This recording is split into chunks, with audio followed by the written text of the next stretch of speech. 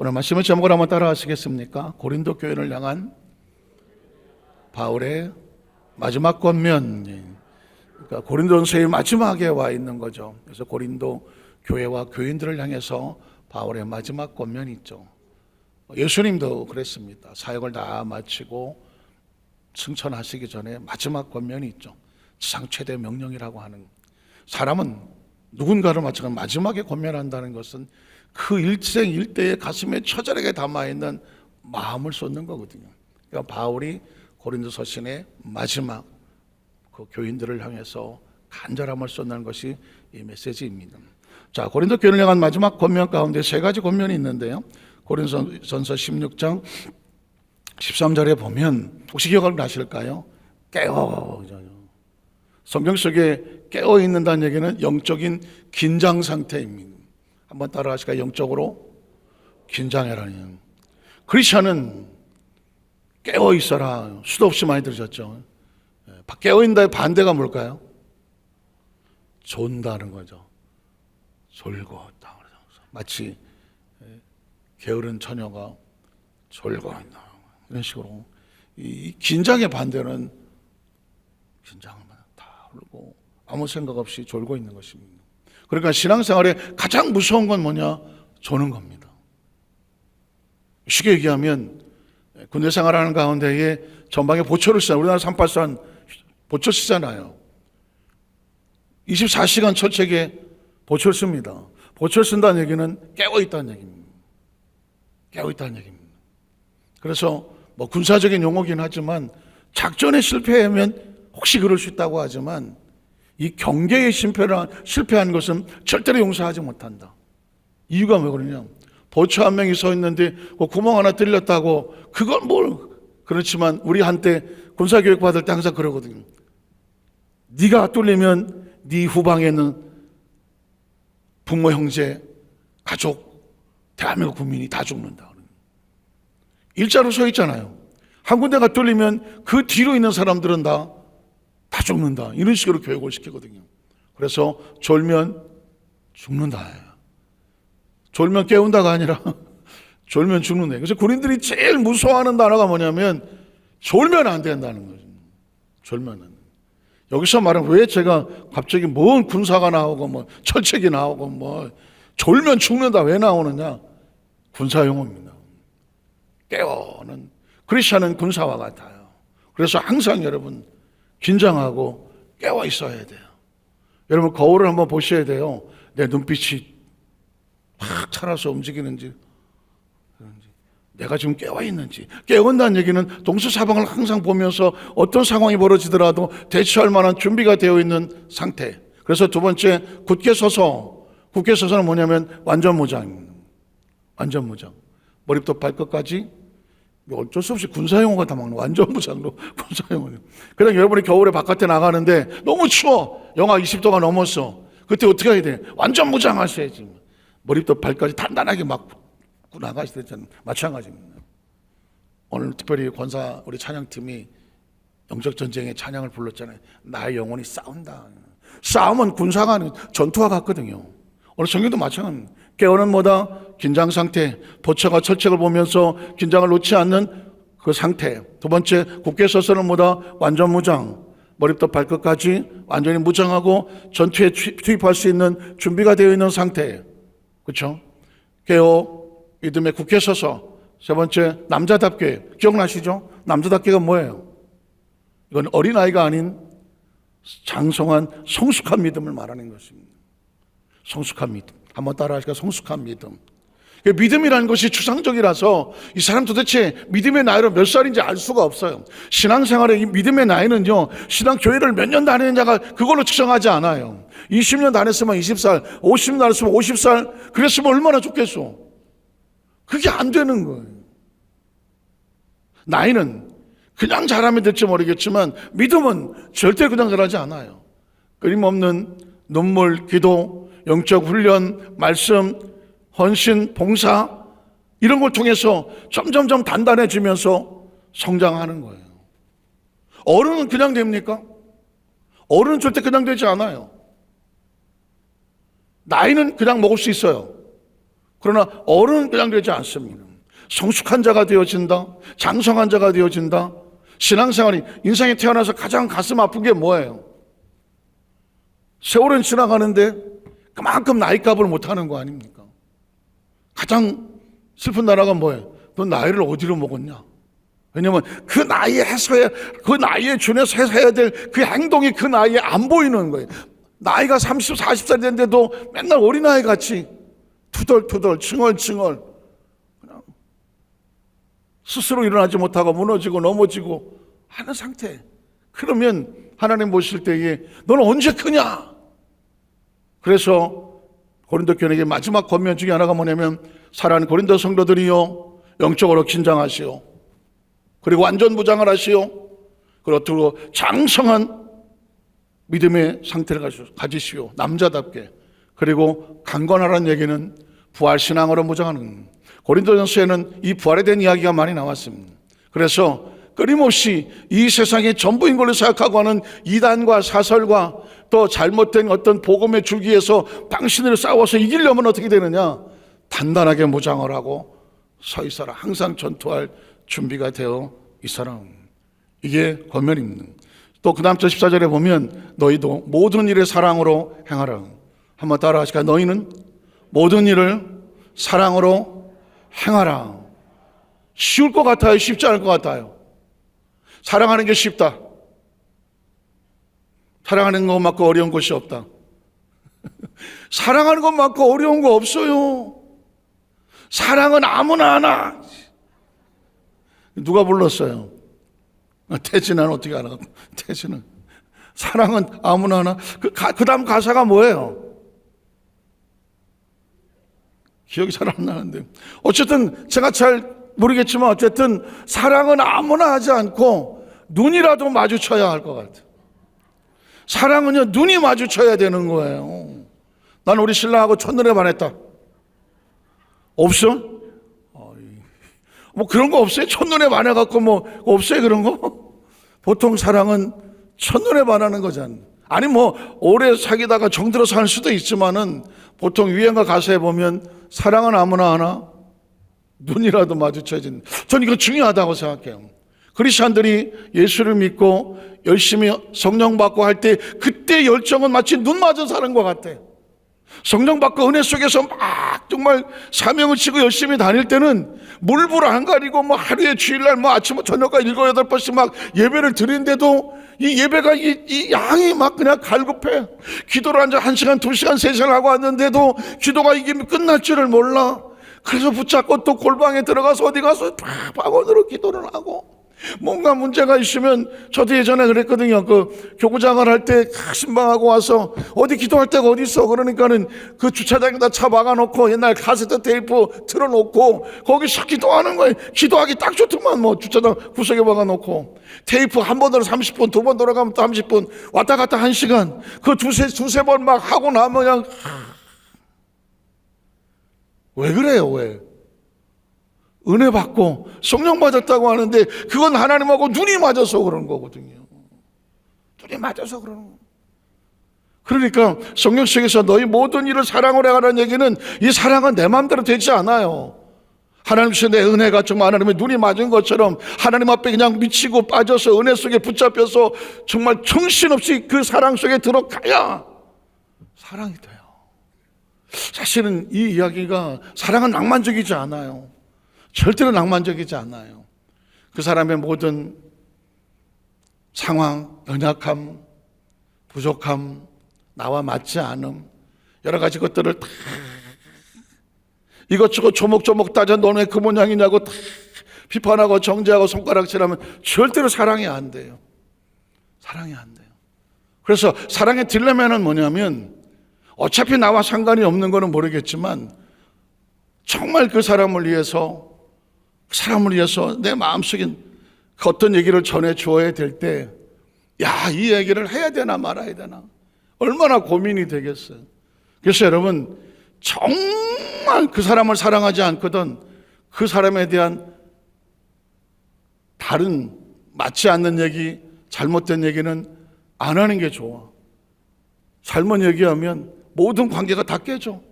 그런데 정말 정말 그 사람을 사랑하거든 진짜 사랑하는 마음으로, 진짜 사랑하는, 다른 판단과 정죄가 아닌 정말 사랑하는 마음으로 조심스럽게 때로는 조언도 하고 때로는 위로도 하고 때로는 격려도 하고, 그래서 뭘 하든지 그 배후에는 뭐가 깔려 있어야 된다?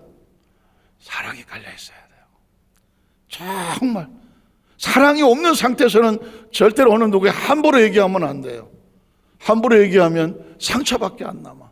최근에 어떤 글을 읽다가 제가 마음에 야, 이런 글도 있구나. 그래서 당신이 어떤 일을 할 때 옳은 것을 상대방에게 가르치려 하지 말고 상대방에게 친절한 자가 되라, 이런 말이 있어요. 그러니까 우리가 볼 때 야, 너 그래? 너 이렇게 해야지, 이렇게 해야지, 이렇게 해야지. 옳은 거를 가르칠 수는 있어요. 그런데 제가 아까 말씀드렸어요. 아무리 옳은 거라도 상대방에 향한 진정한 사랑이 아닌 다음에는 그 옳은 것을 얘기해 줘도 그 사람은 상처가 돼요. 이해가 되시겠어요? 여러분도 그런 거 경험 당해보지 않아요? 누군가 나에게 분명히 맞는 얘기를 했는데 내가 듣기는 상처가 돼요. 그래서 인간관계 속에서 누군가 대화를 하고 어떤 일을 대화를 주고받는 것만큼 힘든 게 없어요. 함부로 하면 안 돼요. 근데 정말 그 사람을 사랑하거든, 정말 소중하거든, 그때 그 마음의 일도 계산하지 아니하고 사랑의 마음으로만 전하는 거예요. 그게 저와 이 땅의 삶에서 크리스찬으로 삶을 살아갈 때에 모든 일을 행할 때 사랑으로 행하라고 하면서 그 사랑의 배후에는 깔린 마음은 친절해야 되는 거예요. 친절해야 되는 거예요. 사랑은 친절한 거예요. 사랑은 무례한 게 아니에요. 사랑은 내가 똑똑하다고 너 막 고쳐 라고 하는 게 아니에요. 사랑은 친절한 거예요. 한번 따라 하실까요? 사랑은 친절한 것입니다. 그러니까 크리스천은 어떤 상황이 됐더라도, 누구를 만나더라도, 아무리 상대방이 지금 내 앞에 잘못된 행동을 하더라도 마음은 친절함으로 진짜 위에서 하는 사랑을 해야 돼요. 이게 지금 바울의 마지막 권면에서 마지막 이제 고린도 교회를 떠나면서 그 성도들에게 마음을 전하는 거예요. 그 다음 절에 보면 형제들아, 스데바나의 집은 곧 아가이. 여러분 보시죠. 스데바나라는 사람이 나와요. 스데바나라는 사람이 나와요. 기억하셔야 될 것 같아요. 그 이 집은 뭐 하는 사람이냐면 아가야 지역에서 예수를 구주로 믿고 처음 복음의 열매를 맺은 열매예요. 첫 열매인데 이 사람이 귀한 건 뭐냐면 또 성도 섬기기로 작정한 집이에요.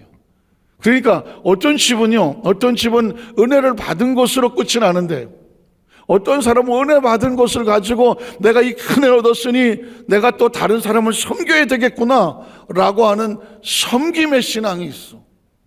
이 스데바나가 그런 사람이야. 은혜에 감사해서 가만히 있지를 아니하고 그 받은 것을 나는 성도를 섬기겠습니다, 교회를 섬기겠습니다. 그리고 바울의 사역을 옆에서 같이 도왔던 그 동역자 중에 한 사람이 스데바나의 집이었어. 바울은 기억을 하고 있어. 스데 형제들아, 스데바나의 집을 기억해라. 아가야 지역에서 맺은 첫 열매요, 그리고 성도를 섬기기로 작정한 줄을 너희가 알고 있지 아니하냐. 그리고 16절에 보면 이렇게 말합니다. 내가 너희를 권하노니 이 같은 사람들과 또 함께 일하며 수고하는 모든 사람에게 뭐 해라? 순종하라는. 한번 따라 하시겠어요? 순종하라, 순종하라, 순종하라. 제가 최근에 이제 이번에 캄보디아에 가서도 계속 말씀을 묵상하고 하는 가운데 인사이트가 하나가 뭐냐면 순종이라는 단어였어요. 순종. 어쩌면 교회 안에서 가장 그 설교자로서 설교 가운데에 선택하기 힘든 단어가 순종이라는 단어. 저 순종이란 말 별로 해본 적 없는 것 같아요. 성도 여러분이요, 여러분 순종하십시오. 저 이런 설교를 36년 동안에 한 번도 해본 기억이 없는 것 같아요. 왜냐하면 오해하기 딱 좋은 말이잖아요. 순종하시오 뭐 이럴 수도 없는 거고, 순종하시면 좋을 것 같습니다 이럴 수도 없는 거고. 왜냐하면 순종이라는 단어 자체의 진정한 의미는 스스로 마음을 열고 그것에 따라서 움직여지는 게 순종이거든요. 이래라 저래라 얘기해서 나 하기 싫은데 해야 되나? 이거는 뭐 복종? 뭐 복종은 될지 모르지만 순종은 아니잖아요. 그런데 성경을 창세기부터 계시록까지 축 들으면 순종이었어.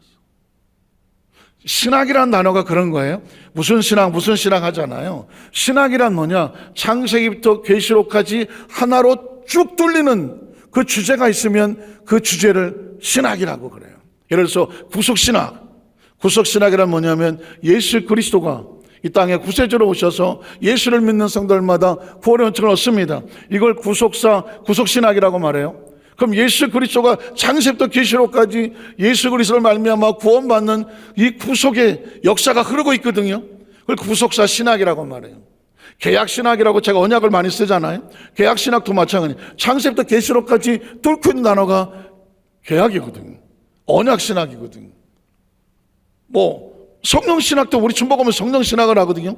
창세부터 계시록까지 성령으로 관통이 돼요. 자, 그런데 제가 최근에 이걸 관통하는 단어 하나를 발견했는데 그 단어가 순종인 거예요. 창세부터 계시록까지 순종이네, 이거. 순종이네. 제가 그래서 그 부분을 제가 이제 따로 정리를 해서 또 말씀을 증거하겠지만 오늘 성경에 보니까 바울의 마지막 고린도 교회 권면 가운데 이 같은 사람들이 뭐예요? 하나님의 성도들과 교회를 섬기기로 작정해서 여기저기서 작정하며 섬기고 있는 그런 사람들 어떻게 하라고요? 또 함께 일하며 수고하는 모든 사람들 어떻게 하라고요? 서로 순종해 주라고 하는 거죠.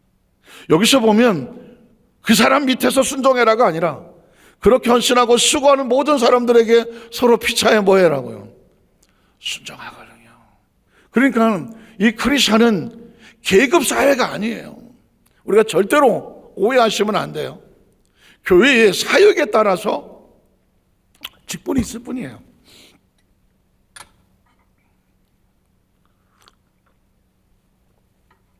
사실은 7박 8일 동안에 우리 장로님들도 이제 너무 수고 많이 하셨는데 아직도 제가 몸이 아직 안 풀렸어요. 그날 공항에서 내려서 바로 교회로 와서 수요예배를 드려야 되겠다. 그러고 이제 수요예배를 드리고 이제 오후에 왔는데 몸이 후들후들 떨리기 시작하는 거예요. 그러니까 이제 7박 8일 동안 제가 이제 이번에 훈련 받은 것 중에 하나가 거기 가서 얘기는 못했지만 받은 은혜를 나누라 그러는데 제가 받은 은혜 가운데 제일 큰 건 뭐냐면 훈련이었어요. 뭐가 훈련이냐?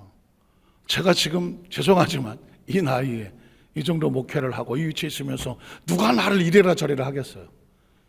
몇 시에 일어나십시오. 몇 시까지 밥 먹고 몇 시에 집밥하십시오. 그리고 복장은 이렇게 하십시오. 그리고 차에 실어갖고 어떤 날은 7, 8시간씩 그냥 차로 끌고 가고 거기에 끌려가고 내려서 화장실 갔다 오십시오. 그럼 화장실 갔다 오고 온몸에 무슨 땀은 줄줄 다 흘리고 있는데 예비군 훈련 이후에 온몸에 땀을 범벅하고 다니면서 어디 가서 씻지도 못하고 화장실도 가라고 때 가고 밥도 먹고 싶은 거 안 먹고 주는 대로 먹고 그리고 캄보디아 그 원주민 그 지역에 사는 사람들을 막 찾아다니고 가서 신방을 하고 거기서 대접하는 것을 먹고 끝나고 집에 가고 싶어도 그 행사 다 끝나고 밥 먹으러 놨더니 저녁에 또 집회 있습니다.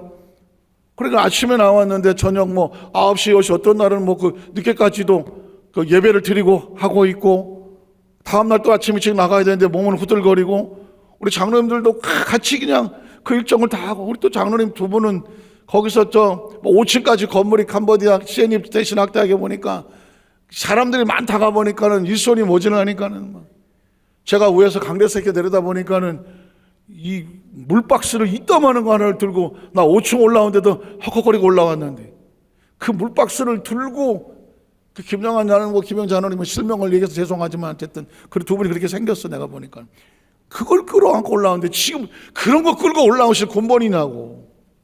나중에 보니까 자전거도 또 없어갖고 밑에서부터 자전거를 들고 올라오셨다는 거예요. 그리 몸살이 안 나겠어요. 어쨌든 우리 자녀분 너무 고생하셨고, 어쨌든 저도 그렇게 7박 8일 동안에 하고, 수요일 날은 화요일 날 저녁에 밤에 1시, 거기 시간 1시지만 우리나라 시간으로 3시잖아요.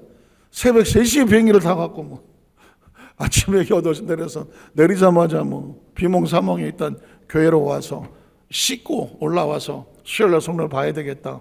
어쨌든 거기까지 해놓고 오후에 딱 되니까는 몸이 후들거리기 시작을 하더라고요. 아마 우리 장남들한테 아마 아이고 많이 힘드셨겠다 이제 제가 그러는데, 오늘 금요일이잖아요. 목요일 어저께도 본데도 어저께도 어떤 여기 상록 경찰서 경목위원회들 경찰관들하고 식사가 있었어요. 식사를 대접하는 거예요. 그냥 식사를 대접하고 오후에 일정을 마치고, 오늘 아침에도 또 행사가 이제 목사님들 모임이 있어서 가서 준비 모임 하고, 그리고 와서 이제 준비하고 강대상에 섰는데 목이 자꾸 가라앉으려고 하는 거예요. 목도 가라앉고 몸도 우들거리고, 이게 그냥 꽉 조여서 생활하다가 그러니까 일도 쉴 틈을 안 주더라고요. 개인 운동하고 우리 장로 빠져나가서 어디 뭐라도 두리안도 사 먹고 해야 되겠는데 두리안 두 짝 구경도 못 하고 하여튼 간 구경도 못 했어요, 있는. 그리고 어쨌든 왔어요. 왔는데 저는 하나 감사한 게, 하나님이 너 여기 아니면 누가 훈련시켜? 그렇지 않아요, 지금. 일어나라, 모여라, 가자, 이거 먹어라, 또 요 시간에 화장실 갔다가 와라, 뭐. 그냥 그렇게 교육 훈련을 7박 8일을 하고 딱 와서 보니까 내가 군기가 들더라니까. 군기가, 그러니까 내가 뭘 해야 되겠다는 게 하나도 없고 시키는 대로만 하다가 보니까, 난 세상 같이 다니면서 그 캄보디아 그 가정도 신방을 하다가 그 총재라고 하는 그 목사님 설교하십시오. 나요? 네. 목사님 기도하십시오. 우리 장로님들도 그 캄보디아 수술 받고 있는 병실에 있는 그 병원에 들어가서 찜통되는 막 수술복 같은 거 입고 가서 우리 김영환 장로님 장로님 들어가서 기도하십시오. 그러니까 어쨌든 우리가 뭘 계획된 게 하나도 없고 그 상황에서 그냥 하라면 하고 하지 말라면 하지 않고 이 훈련을 7박 8일 동안 하는 거예요. 물론 엄청난 은혜가 있었죠. 생각해 보십시오. 캄보디아 20년 동안에 400명을 살렸어. 야, 다 죽어가는 아이들을, 죽을 수밖에 없는 아이들을 400명을 살려놓고 그 아이들을 매년 초청을 해서 최상의 프놈펜 호텔이라는 곳에서 최상의 음식을 먹여가면서, 그리고 한 번 평생 가보기도 힘든 앙코르왓이라든가 이런 데 가서 또 그들 시간을 갖게 하고, 심장병 환자는 사실상은 제일 못하는 게 뭐예요? 숨을 잘 못 쉬어. 뛰지를 못해. 헤개거려갖고. 그런 아이들이 수술을 하고 나서 운동회를 하니까 그들이 막 걷고 뛰고 하니까 얼마나 감동적이에요. 더 감동적인 것은 하여튼 진짜 빡세더라고요. 하루에 2-3번씩을 갖다 걔들을 다 모아놓고 부흥회를 하는 거예요. 예배를 드리더라고. 눈물 나는 건 뭐냐, 우리 장로들 다 보셨겠지만 이 아이들이 그렇게 20년 동안 훈련을 받아갖고 찬송과 기도가 예배가 웬만한 교회 청년들 수련회 온 거 이상으로 열심히 하더라고요. 심장병만 수술만 한 게 아니더라고. 보니까는 캄보디아 인재들을 키우고 있었고, 인재뿐만 아니라 하나님의 리더들을 키우고 있었고, 저 상태로 나가면 캄보디아가 조만간에 막 영적인 크리스찬 리더들이 그 나라의 일꾼들 되고 하면은 오히려 캄보디아에 소망이 있겠다, 이런 마음이 들 정도로 정말 엄청난 도전을 받고 왔습니다. 그 가운데서 모두가 서로 높아지거나 자기 이름을 내는 사람은 없었어요. 서로 순종해 줬다는 것이죠.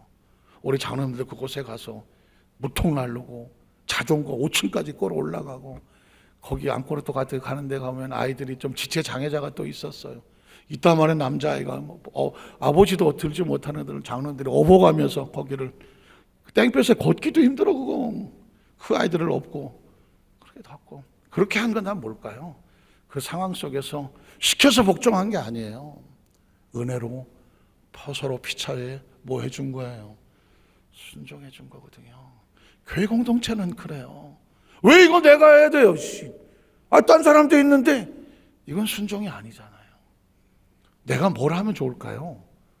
그리고 누가 시키지 않아도 저건 내가 날라야 되겠구나 라고 스스로 선택해서 움직여주는 게, 그게 뭐예요? 순종이거든요. 이건 같이 일하는 사람들 서로 순종해야 되는, 이런 권면이 오늘 마지막 고린도 교인들에게 하는 거예요. 오늘 17절 한번 볼게요. 주를 위해서 헌신하는 사람들을 알아주라 하는, 한번 따라 하시겠어요? 주를 위해서 헌신하는 사람을 알아주라. 성경에 보면 왼손이 하는 거 오른손이 모르게 하라는 얘기도 있어요. 내가 개인적 하나님과의 관계 속에서 드려지는 예물이라든가 물질이라든가 그거는 너 스스로 내가 이렇게 했어요 자랑하지 말라는 거예요. 그렇지만 그러면 상급을 다 받는, 그렇지만 하나님의 나라를 위해서 헌신하는 사람들은 알아줄 필요가 있어요. 제가 사실상 오늘 김영환 장로님이나 김현 장로님이 이번에 이렇게 간보대 같이 오셔서 너무 고생을 많이 하시는 것을 그냥 아무 말 안 할 수도 있어요. 죄송한 얘기지만, 왜냐면 열심히 하나님 하신 거니까. 그러나 성경은 우리에게 이렇게 말해요. 하나님 안에서 정말 최선을 다해서 헌신한 사람들을 향해서 알아줄 것은 알아줘라는 것입니다. 왜 그렇게 할까요? 그렇게 함으로 인하여서 우리가 도전을 받아요. 봉사는 이렇게 하는 거구나, 선교는 이렇게 하는 거구나, 하나님의 직분은 이렇게 감당하는 거구나. 그렇게 함으로 인해서 이제 그 영향력이 다른 사람들에게도 미쳐서 우리에게 어떤 그런 일이 주어졌을 때 내가 일을 감당하고 싶은 소원이 생기지 않겠습니까? 오늘 성경 그래서 이렇게 나오는 겁니다. 자, 내가 아까 나왔죠? 스데바나, 아가의 첫 열매, 그리고 성도를 섬기기로 작정했었던 스데바나와 부드나도와 아가이고가 온 것을 기뻐한다. 그러니까 지난 시간에도 우리가 함께 말씀을 나눴고 수요일 날도 빌립보 교회도 나눴지만 바울의 사역에 들어가 보니 바울은 사실 기독교의 예수 그리스도 위에 전무후무할 정도로 귀한 사역을 한 사람이라고 바울을 인정합니다. 왜냐하면 바울 혼자 유럽에 넘어가서 성경 하나 들고 넘어가서 엄청난 교회를 세웠고, 그리고 성경 속에서 13권, 히브리서 포함해서 13권이라는 서신을 남겼고, 바울같이 사역을 한 사람이 거의 전무후무예요. 예수 그리스도를 빼놓고. 그래서 바울만 알지, 바울 서신 속에 들어가면 바울의 옆에서 동역했던 사람들의 이름이 생판 들어보지도 못한 것 같던 이름이 툭툭툭 튀어나오는. 근데 그 사람들이 누구냐? 바울의 기쁨이고 바울의 힘이고 바울과 같이 사역했던 동역자들이고, 그리고 바울 옆에서 오른손 왼손을 기꺼이 순종하면서 들어줬던 사람이에요. 스데바나 들어보셨어요? 부두나도 들어보셨어요? 발음을 잘해야 돼. 부도나도가 아니라 부두나도, 아가미가 아니라 아가이고 온 것을 기뻐해요. 왜 기뻐할까요? 바울의 사역, 그들이 너희의 부족한 것을 뭐 했다고요? 채웠어요. 이 고린도 교회가 처음 세워지고 모든 것이 부족할 때에 이 사람들이 나서서 선교 또는 전도에, 헌신에, 구제에 물질로 태워줬겠죠. 부족한 것을 기꺼이 채워줬던 사람들이 스데바나, 부드나도, 아가이고였었습니다. 그 다음 절에 보면 또 그들이 나와 너희 마음을 시원하게 했다. 무슨 말이에요? 이거 어떡하지? 이거 없는데 어떡하지? 이 문제 어떻게 해결하지? 사실 선교지가 그렇고 교회를 세울 때도 그렇고 교회 공동체 안에 그런 분이 많잖아요. 그런데 그럴 때에 스데바나, 부두나도, 아가이고 이런 사람들이 어떻게 했다고요? 나와 너희 마음을 시원하게 했더니 그 문제를 해결하고 나서는데 그들이 헌신을 했다는 것입니다. 그러므로 너희는 이런 사람들을 뭐 해줘라? 알아줘라는 것입니다. 교만하게 하라는 게 아니에요. 하나님의 나라는 이런 사람들 위해서 세워져 가는구나. 이렇게 헌신하고 최선을 다하는 사람 통하여서 교회가 이루어지는구나. 그래서 예수를 믿고 구원받을 때까지 오면서 한 번도 헌신한 사실을 경험해보지 않은 사람, 헌신한 사실과 상관이 없었던 사람, 예수 믿고 구원받고 이때까지 오면서 한 번도 교회를 위해서 희생해보지 않은 사람, 봉사해보지 않은 사람, 교회를 위해서 내가 정말 땀 흘려서 뭔가에 내가 힘이 되어보지 않은 사람, 이런 사람들에게는 도전이 되어줘. 난 예수님 교회 그냥 교회만 나 혼자 다닐래. 그냥 교회는 내 열심히 다니는 신앙생활일 뿐이야 라는 사람들에게 이런 사람도 있어. 교회를 위해서 헌신하기로 작정한 사람이 있어. 전도에 작정한 사람이 있어. 선교에 작정한 사람이 있어. 교회를 세워나가는 데에 교회 기둥처럼 헌신한 사람들이 있어. 이런 사람들도 있네. 직분은, 신앙은 이렇게 하는 거구나. 어떻게 할 수 있어요? 배울 수가 있는 거죠. 그래서 19절에 가보면, 두 번째로 보면 거룩하게 서로 문안, 이제는 그냥 은사로 그냥 거룩하게 서로 문안 인사해라. 아시아의 교회들이 너에게 문안하고, 또 아굴라와 브리스가, 역시 이건 들어보셨죠? 아굴라 브리스가는 바울의 사역을 도왔던, 선교를 같이 가르쳤던 사람, 그 집에 있는 교회가 주 안에서 너희에게 간절히 문안하고, 모든 형제도 너희에게 문안하니 너는 거룩하게 입맞춤으로 서로 뭐 해라. 그러니까 교회와 교회, 성도와 성도는요, 서로 이렇게 함께 하나님 일을 하면서 이렇게 형님이 하고 아우가 하고, 형님 먼저 아우 먼저 하면서 교회 사역은 서로 이렇게 힘을 도와주면서 거룩한 공동체가 되어져 가는 것이고요. 마지막 세 번째로 바울의 마지막 축원이 나와요. 21절에 보면 나 바울은 친필로 너희에게 문하노니, 여기서 바울의 사정을 아는 사람은 눈물을 흘리죠. 친필 무슨 뜻이에요? 직접 썼다는 것입니다. 사실은 그러면 그 전에 서신은 직접 안 썼나? 대필이었습니다. 왜 대필이었느냐? 바울은 여러 가지 핸디캡이 있었습니다. 내게 가시가 있어서 하나님 나 가시로부터 좀 벗어나게 해달라고. 그렇지만 하나님이 네 은혜가 족하다 그랬대요. 바울의 가시가 뭐였을까? 어떤 사람은 곱추라고 하는 거죠. 곱사등이. 그래서 아마 바울의 목에서, 바울은 사실 외모가 상당히 조금 좋지 않았습니다. 그러니까는 바울의 어떤 그림을 보면 곱추 같은 모습으로 나와 있는 그림도 있습니다. 그리고 그것이 가시였을 것이다. 또 하나는 뭐냐면 아주 심한 대머리, 머리가 하나도 없는 이런 모습으로 나올 수도 있고, 또 하나는 뭐냐? 안질입니다. 심한 안질이 있어서 바울이. 그러니까 그 선교지에 가서 추불뚱추하고 다니다가 보니까 아마 눈에서도 눈병이 생겨도 제대로 고침도 못했을 거예요. 그래서 항상 안질이 있어서 눈에 진물이 나고 침침하고 잘 보이지는 않았어. 그래서 항상 더디오라는 사람이 옆에서 받아서 적었어. 그런데 이 고린도 교회 성도들에게는 이렇게 말해. 그 보이지 않는 침침한 진물이 진지로 흐르는 그 눈인데 이 교회 성도들만큼은 내가 내 손으로 직접 쓰고 싶다고 하면서 친필로라는 단어가 나온 거예요. 그러니까 바울이 얼마나 애정을 쏟는 교회냐. 그 애정을 쏟을 수 있을 만큼 이 교회는 바울의 사역을 해서 같이 힘이 되어 주었던 동역자인 거죠. 그래서 바울이 축복을 합니다.